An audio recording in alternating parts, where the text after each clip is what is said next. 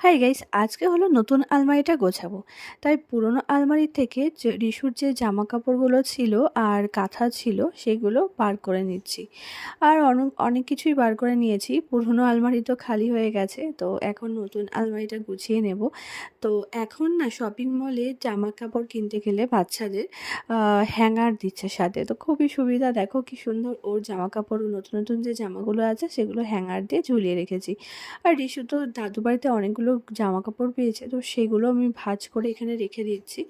ওর বেশি জামা কাপড় মানে হলেও ছোট ছোট জামা কাপড়, তো সেই জন্য অল্প জায়গা রাখছে।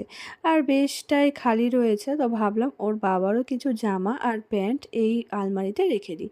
তো মোটামুটি এই আলমারিটা ওর আর ওর বাবার জন্যই মনে হয় তৈরি হয়েছে। একদিকে ওর জামা কাপড় রেখেছে, একদিকে ওর বাবার জামা কাপড় রেখেছি।